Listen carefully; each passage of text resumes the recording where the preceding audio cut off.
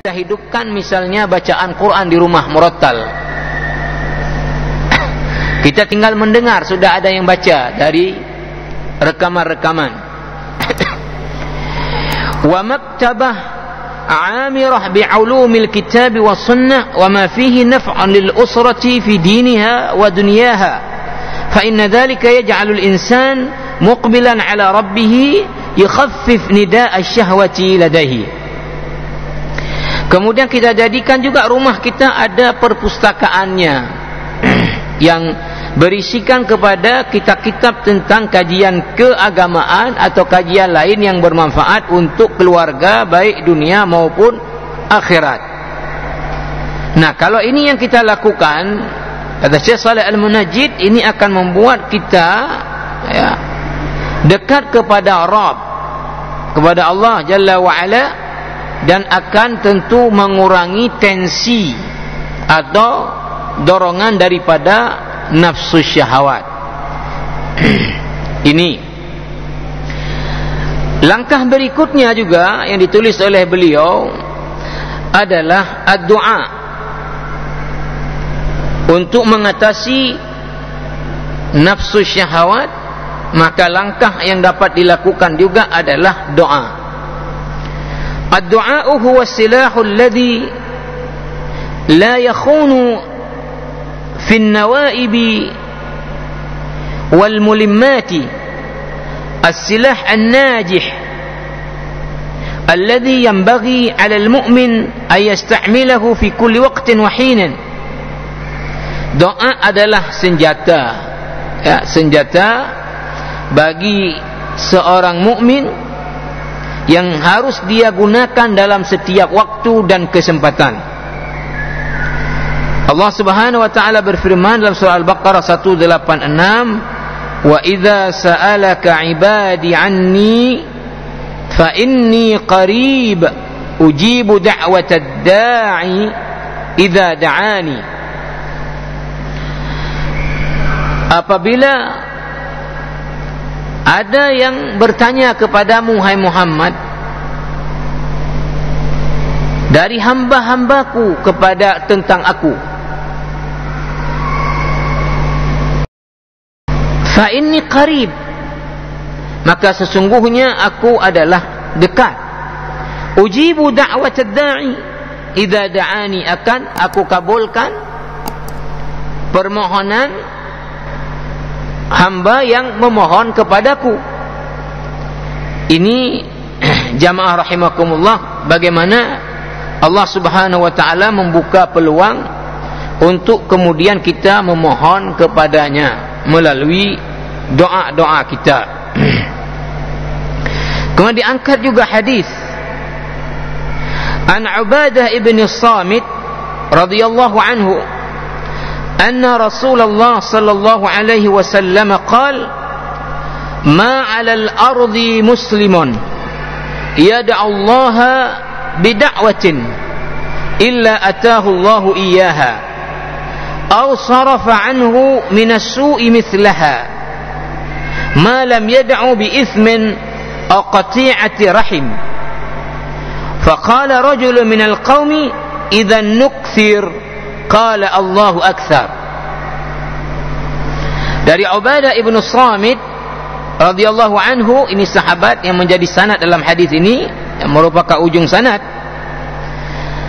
bahwa Rasulullah sallallahu alaihi wasallam bersabda, tidaklah di atas muka bumi ini ada seorang muslim yang berdoa kepada Allah kecuali Allah akan kabulkan doanya, akan kabulkan doanya dengan memberi apa yang dia minta. Kalau tidak diberi apa yang dia minta, maka Allah akan jauhkan dengan doa itu dia sesuatu keburukan kepadanya. Selama dia tidak berdoa untuk hal yang dosa dan memutuskan silaturahmi. Lalu ada satu orang yang mendengar ini bertanya kepada Nabi atau memberi komentar dengan mengatakan, idzan nukthiru, kalau begitu Rasulullah kita perbanyak doalah. Apa kata Rasul? Qala Allahu akbar. Allah lebih banyak lagi. Artinya Allah sebanyak apapun kamu berdoa, lebih banyak lagi Allah mengabulkan. Ini hadis rawahu Imam At-Tirmidzi, nomor hadis 3573.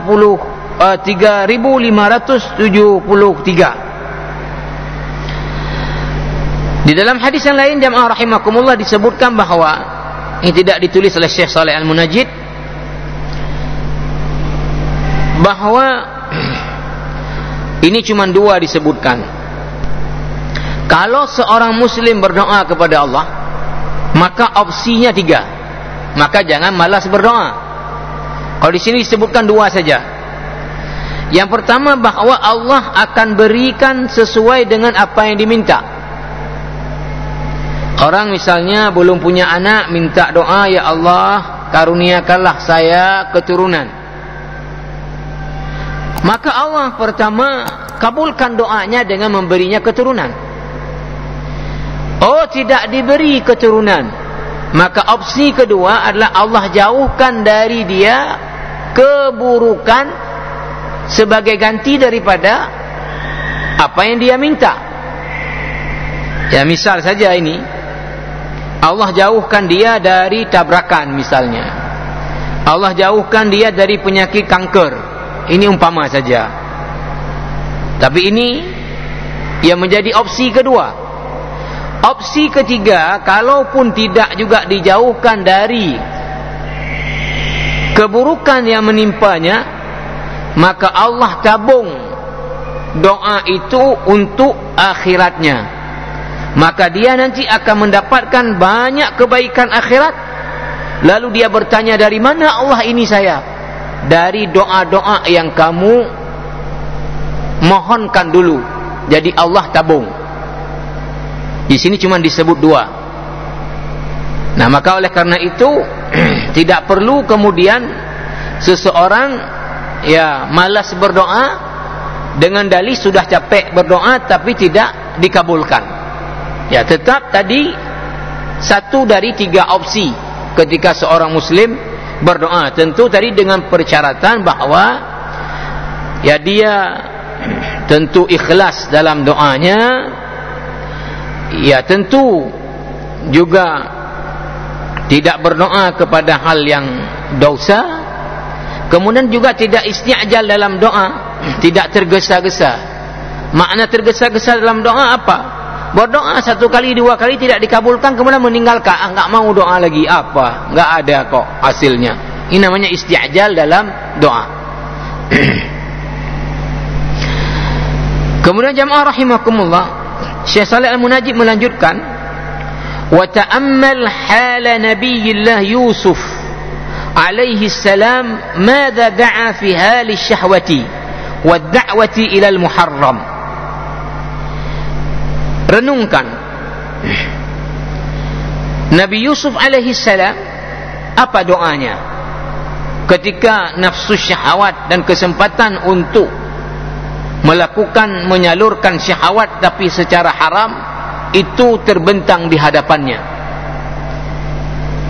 Surat Yusuf ayat 33 dan ayat 34. Nabi Yusuf berdoa, qala rabbis sijnu ahabbu ilayya mimma yad'unani ilayh wa illa tasrif anni kaidahunna asbu ilayhinna wa akun minal jahilin.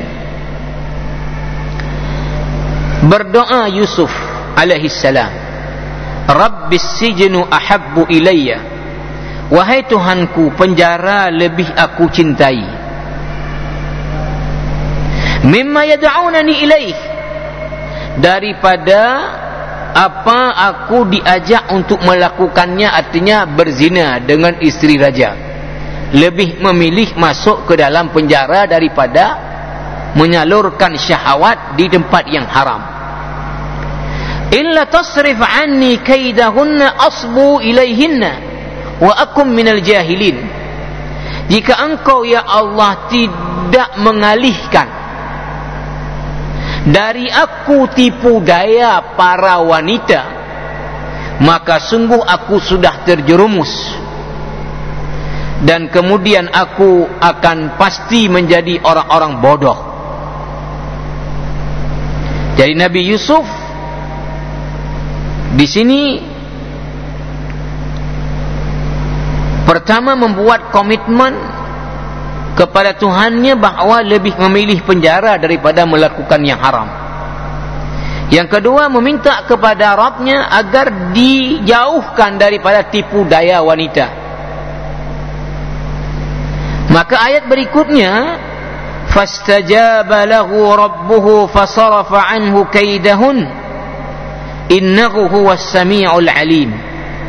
Maka Allah kabulkan doa Nabi Yusuf dan mengalihkannya dari tipu daya para wanita. Ini jamaah rahimakumullah. Kemudian dilanjutkan oleh Syekh Shalih Al-Munajjid, wa qad kana min hadi an-nabi sallallahu alaihi wasallam ta'lim as-sahabati ad'iyatan limuwajahati syahawat. Di antara tuntunan Nabi kepada para sahabatnya, tentu kita juga umatnya, adalah mengajarkan mereka, mengajarkan kita doa-doa untuk menghadapi rongrongan syahwat. Apa di antara doanya?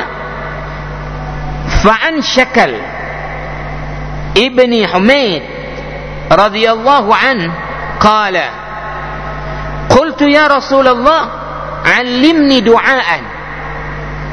Syakal ibni Humaid radhiyallahu anhu mengatakan kepada Nabi, wahai Rasulullah, tolong ajarkan aku suatu doa. Qala, Nabi lalu mengatakan, mengajarkannya doa, qul Allahumma inni a'udzu bika min syarri sam'i wa min syarri basari wa min syarri lisani wa min syarri qalbi wa min syarri maniyyi. Doa yang diajarkan kepada sahabat ini Syakal ibni Humaid. Allahumma inni a'udzubika, ya Allah, aku berlindung kepadamu, min syarri sam'i, dari keburukan pendengaranku, wa min syarri basari, dari keburukan penglihatanku, wa min syarri lisani, dari keburukan lisanku, wa min syarri qalbi, dari keburukan hatiku, wa min syarri mani, dari keburukan maniku. Maka disebutkan di bawah ini fasta'adha min syarril mani wal maqsud bihi min syarri syahwah. Yang dimaksud dengan syarri mani adalah keburukan syahwat, keburukan syahwat.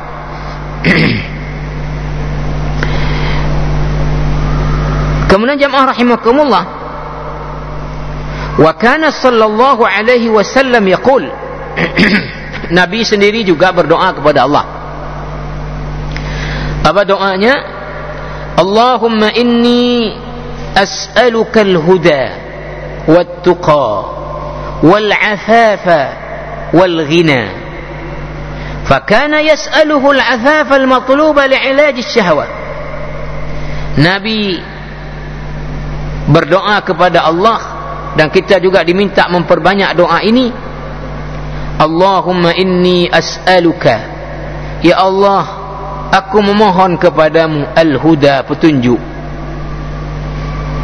wat-tuqa, ketakwaan, wal-'afafa, inilah dia al-'afaf, yaitu kemampuan untuk menahan diri daripada syahwat.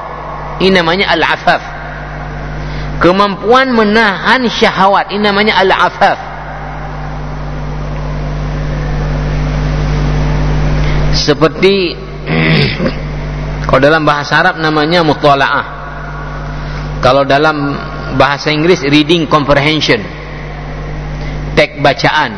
untuk mengasah kemampuan bahasa Arab. Maka ada pembahasan tentang afaf Umar ibn Abdul Aziz. Diceritakan tentang bagaimana kekuatan menahan syahwat yang dimiliki oleh Khalifah Umar ibn Abdul Aziz. Seorang khalifah, peluang sangat terbuka memperkaya diri, tapi kemudian bisa menahan diri untuk kemudian tidak mewarisi apa-apa kepada keluarganya, tidak punya kekayaan apa-apa, padahal seorang khalifah. Ini namanya adalah al-afaf. Kemudian yang keempatlah al-ghina. Kita minta juga diberi oleh Allah berkecukupan. Diberi berkecukupan. Makna berkecukupan ini adalah kita tidak menjadi orang yang tomak kepada harta. Kemudian kalau juga tidak punya, kita tidak menjadi orang yang menjual harga diri minta-minta. Ini namanya al-ghina. Ini namanya adalah al-ghina. Maka Nabi di hadis yang lain, tidak ditulis oleh Syekh Shalih Al-Munajjid dengan derajat yang sahih, mengatakan bahawa ghina ini sering juga diartikan dalam bahasa Arab adalah kekayaan. Sehingga orang kaya ghaniyun. Nabi mengatakan laisal ghina an kasratil 'ard walakin al-ghina ghina an-nafs.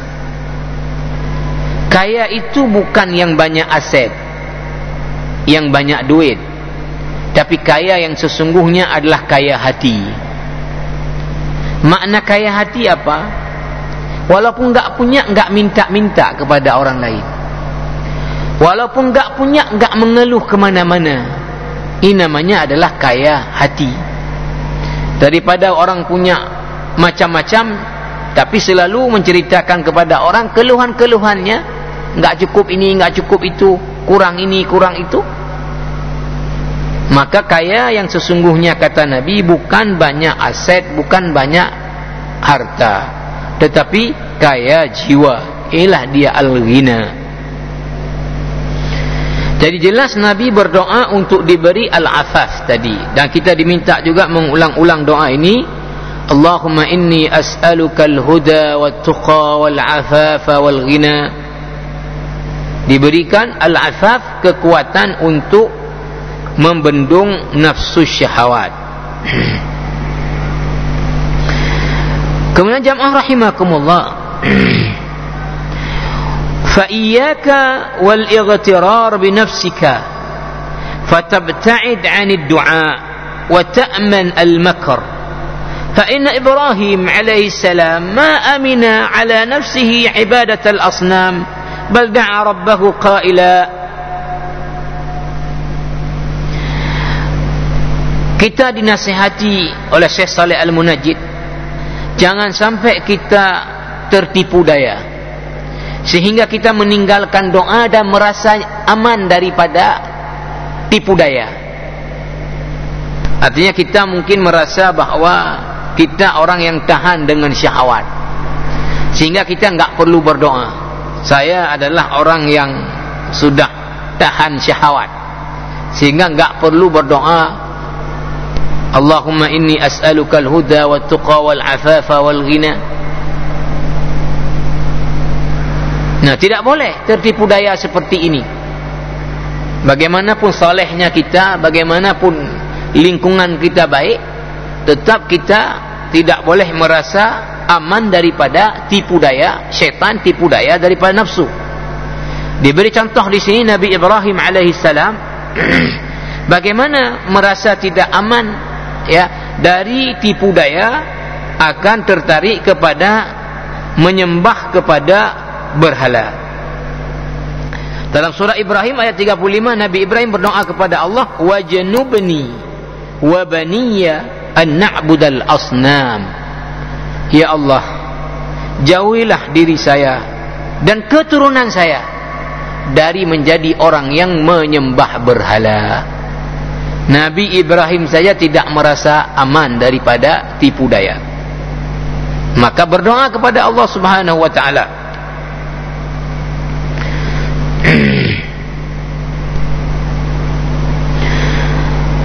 Maka Syekh Saleh Al-Munajjid mengatakan kemudian, fala taqul, maka jangan pernah kamu berkata, ana syabun mutadayyin, saya adalah pemuda yang sangat religius. Ana imam, saya ini imam masjid, imam salat. Ana khatib, saya ini adalah khatib Jumat, penceramah, ustaz. Ana da'iyah, saya ini seorang da'i. Ana talibul ilm, saya ini adalah penuntut ilmu agama. Fa kullu wahidin yukhsha alaihi minal fitnah, maka setiap orang tentu dikhawatirkan akan tertimpa oleh fitnah syahwat. Wa ma dumna nakhsha ala anfusina fala budda an nalja'a ila rabbina bid-du'a. Maka selama kita ada kekhawatiran terhadap diri kita terjerumus kepada fitnah syahwat, maka kita mesti menyandarkan diri kita kepada Rabb dengan doa. Menyandarkan diri kita kepada Rabb dengan doa. Ini jamaah rahimakumullah, beberapa langkah yang diberikan oleh Syekh Saleh Al-Munajjid. Jamaah rahimakumullah, sekarang kita akan baca beberapa kisah orang-orang yang bisa menyelamatkan diri daripada rongrongan nafsu syahwat yang terbuka di depannya. Kalau dalam susunan kitab ini cerita pertama Nabi Yusuf, tapi ini terlalu panjang, waktu kita sedikit lagi. Maka kita baca kisah lain, ya. Kita baca kisah lain yang ada dalam kitab ini, jamaah rahimakumullah. Kisah ini diangkat daripada hadis Sahih Bukhari dan Muslim. Ini sangat kuat, Sahih Bukhari dan Muslim. فعن أبي هريرة رضي الله عنه قال قال رسول الله صلى الله عليه وسلم كان جريج في صومعته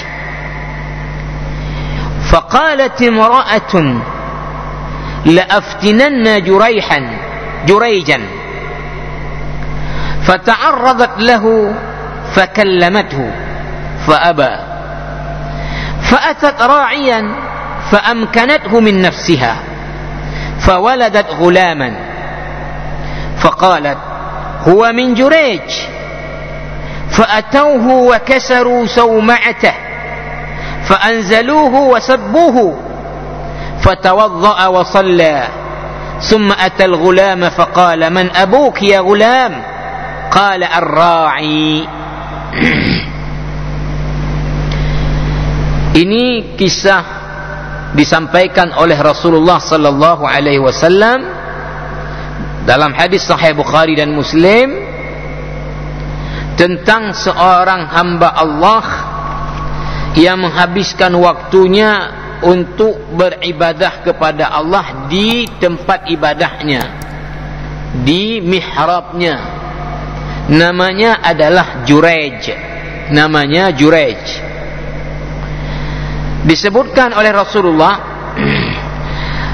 bahwa Jurej adalah orang yang menghabiskan waktunya di tempat ibadahnya.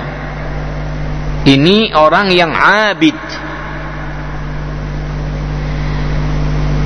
Faqalat imra'atun, ada seorang perempuan, ya, yang cantik tapi tidak disebut di sini, tentu yang cantik, mengatakan pada dirinya, la aftinanna Juraijan, saya akan goda si Jurej ini. Ini orang terkenal dengan ahli ibadah. Ini saya akan goda dia. Ini tekad perempuan ini menggoda si Jurej. karena dia ahli ibadah. Apa yang terjadi kemudian? Fata'arradat lahu fakallamathu, maka datanglah perempuan ini ke tempat ibadahnya si Jurayj. Kemudian dia kalau di sini tidak disebut memang secara detail, tapi dari bahasa kita bisa pahami bahwa perempuan ini kemudian mohon maaf tampil telanjang dan mengajak Jurayj untuk berzina dengannya. Apa yang terjadi? Fa'aba, Jurayj menolak.